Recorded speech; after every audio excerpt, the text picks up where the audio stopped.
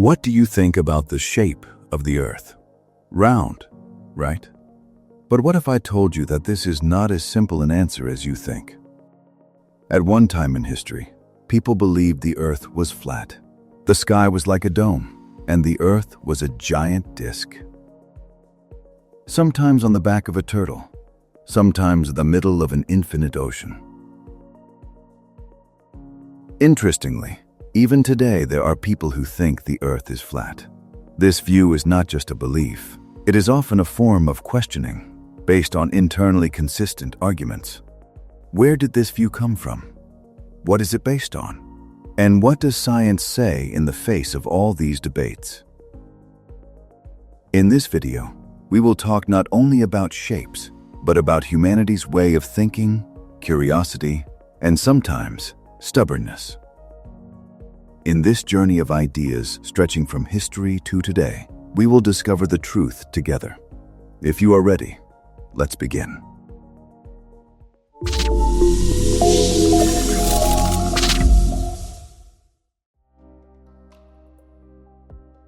How can we understand the shape of the Earth without ever seeing it? In the 2000s BC, the first great civilizations like Mesopotamia and ancient Egypt believed that the Earth had a flat surface. According to them, the Earth was a giant disk on which we live, surrounded by endless oceans. The sky was like a huge dome stretched over this flatness. The sun rose every morning from one edge of this dome and disappeared toward the other edge in the evening. The stars moved along the inner surface of this dome throughout the night. During this period, people's ideas about the Earth were based not only on their observations, but also on their imagination and mythological stories. According to some beliefs in India, the Earth was carried by 4 mighty elephants, and these elephants stood on the back of a giant turtle. But these ideas began to be challenged over time. In the 6th century BC, Pythagoras and his followers believed that the order in the universe operated according to mathematical principles. To them, symmetry and balance in nature should be represented by perfect shapes, and the sphere was the purest form of this perfection. Pythagoras thought that since the sun and moon, which he saw in the sky, were round, the Earth should similarly be spherical. By the 4th century BC, Aristotle supported the idea that the Earth was round, not only philosophically, but also with evidence based on observation. He noticed that during lunar eclipses, the shadow of the Earth on the moon was always circular. If the Earth were flat, its shadow could not always be circular, and would only appear so at certain angles. This observation directly supported the idea that the Earth is spherical. Aristotle also noted that sailors observing the sky from different latitudes noticed changes in the positions of stars. For example, those traveling north could no longer see some stars in the sky, while those heading south saw new stars that they had never seen before. If the Earth were flat, the sky would look the same everywhere. However, this change showed that the Earth's surface was curved, and as we move, our perspective of the sky changes. This was another clue indicating that the Earth's surface is curved, meaning spherical. Another important observation Aristotle pointed out was how ships appeared on the horizon. If the Earth were flat, when a ship approached, its hull and sails would be visible at the same time. When moving away, the entire ship would remain visible, gradually shrinking until it disappeared behind the horizon. However, in reality, the opposite happens. When a ship is far away, its sails appear first, and the hull only becomes visible when it gets closer.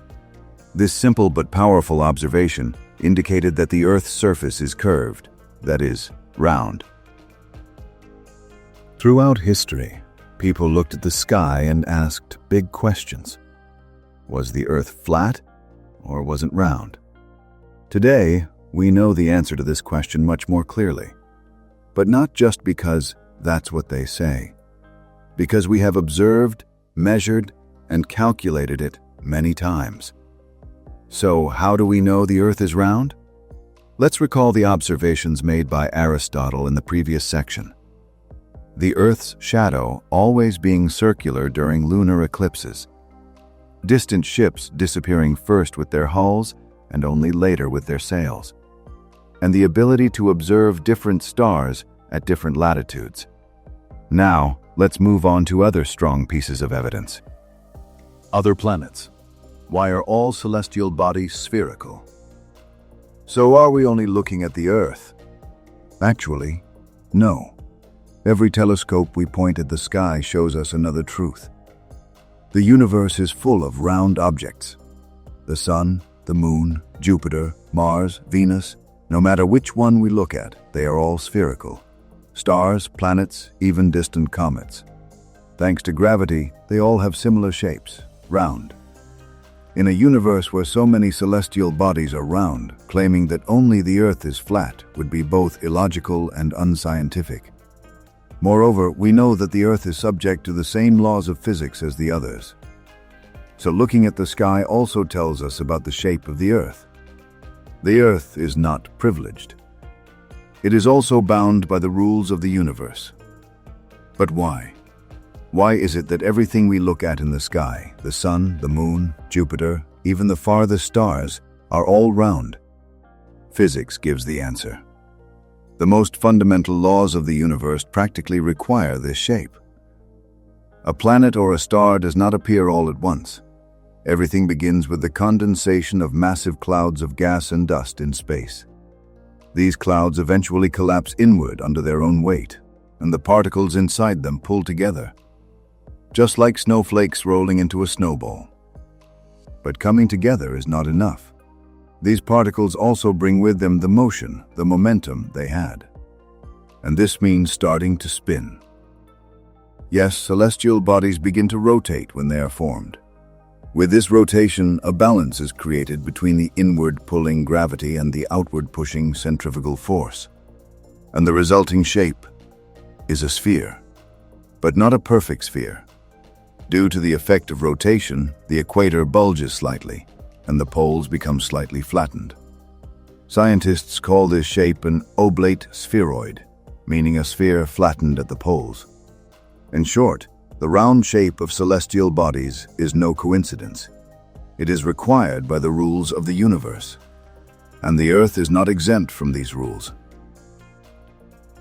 Sticks and shadows. Let's say you have two sticks of the same length. Imagine placing them vertically in different cities on a sunny day.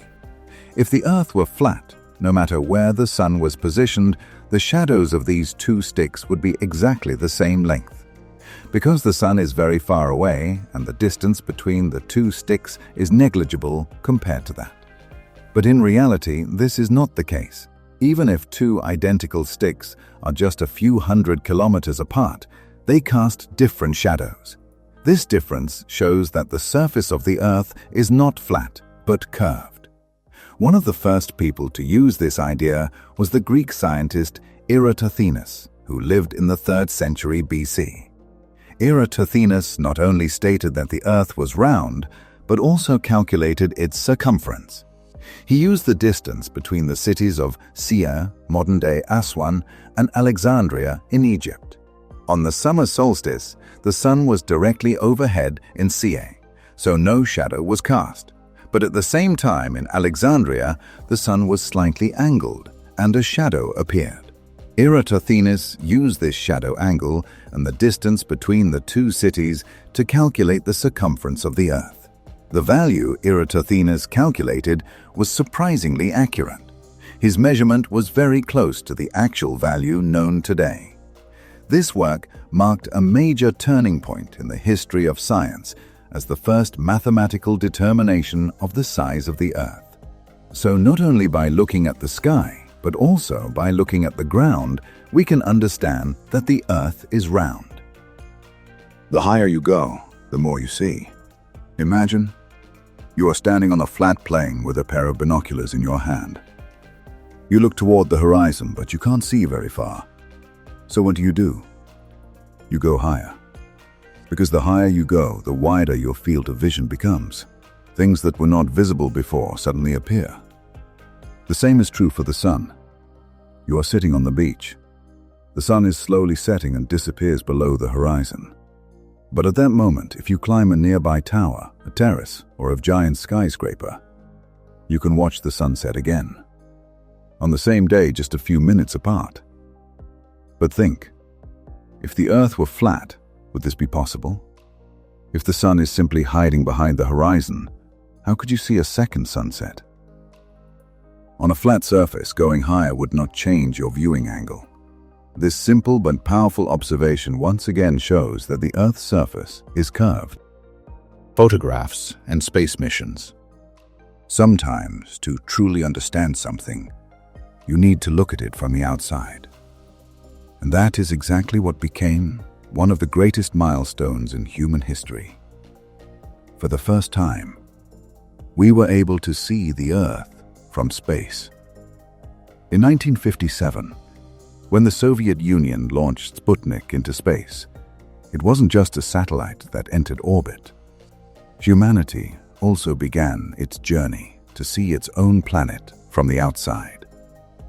Since that day, from NASA to the European Space Agency, China, Japan, India, and many other countries' space agencies, photos have all shown the same thing: a round Earth. In the images sent from the International Space Station, astronauts orbit the Earth every 90 minutes and observe this curvature firsthand.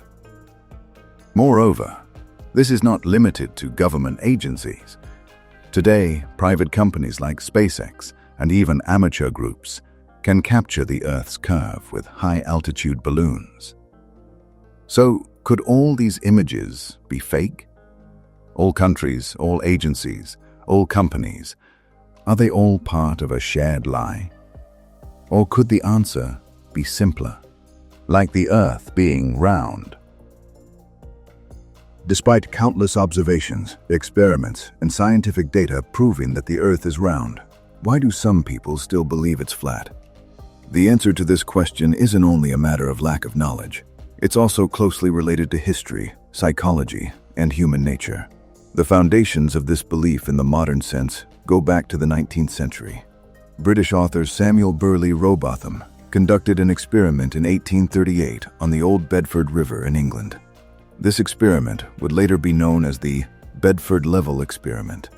Rowbotham used a telescope held 20 centimeters above the water surface to observe a boat traveling about 9.7 kilometers.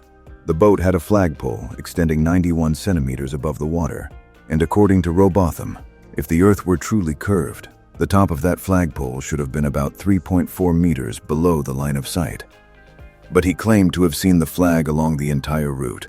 The result? The Earth is flat.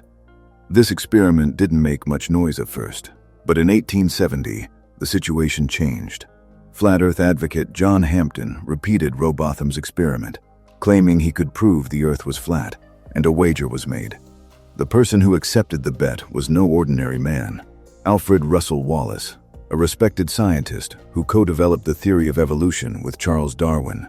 Wallace set up the same experiment, but with one difference. He also took into account optical factors, like atmospheric refraction. And as a result, it clearly showed that the Earth was curved. He won the bet. But Hampton did not accept the loss.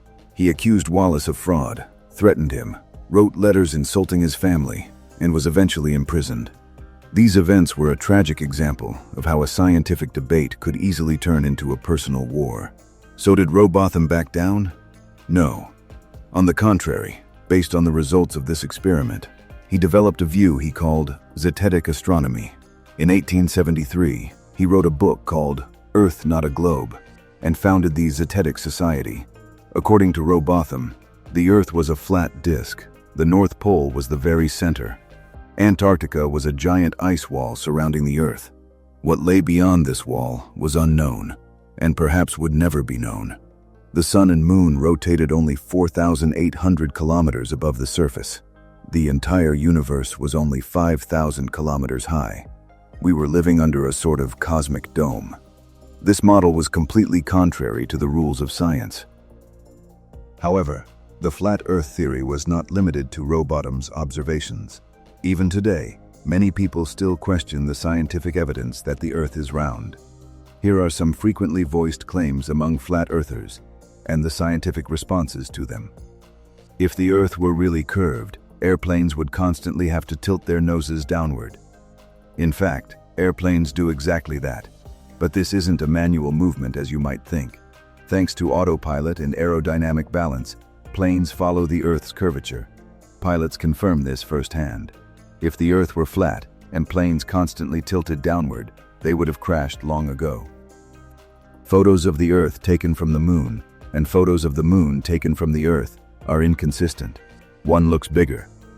This difference doesn't come from the actual size of the objects, but from the camera lens used. When zoomed in, the Moon looks large. When shot with a wide angle, it appears small. Just like when you take photos of the Moon with your phone. NASA's images also reflect this. The proportions are compared. The sizes of Earth and Moon are as they should be. In videos of Earth taken from space, the clouds don't move. Actually, the clouds do move, but since the Earth rotates at about 1,600 km per hour, the movement of the clouds is relatively slow and hard to detect. When high-resolution time-lapse images are viewed, these movements become clearly visible. NASA manipulates its photos so they can't be trusted. Yes, many NASA photos are digitally processed, but not to hide anything, rather to produce clearer visuals. Images taken with different filters are combined to create true color composite visuals. Moreover, these edits are clearly stated in the image descriptions. NASA even publicly shares the raw versions of these visuals. If something were meant to be hidden, access to this data wouldn't be so easy. There are other reasons why the flat Earth theory is still being talked about. This isn't just a matter of knowledge, it's also a matter of psychology. For some people, this theory is an expression of questioning, rebellion, and the feeling that they're lying to us. Distrust in science or authority can eventually lead to skepticism about all kinds of knowledge. Also, the arguments of flat Earth advocates are often packaged in a way that sounds logical. They seem internally consistent, but they're not scientific. Just like in ancient times, based on observation but incomplete. Is the Earth round or flat? This may seem like a debate from the past, but in fact, it is much more than that. Seeking the truth is one of humanity's oldest instincts, and this journey progresses through observation, reason, and questioning. If we reject the most fundamental truth right in front of our eyes, how can we understand more complex truths? The roundness of the Earth shows not only what science knows, but how it knows it. So what do you think? Write your comments below. We're curious about your thoughts. And to continue this mysterious journey of science together, don't forget to subscribe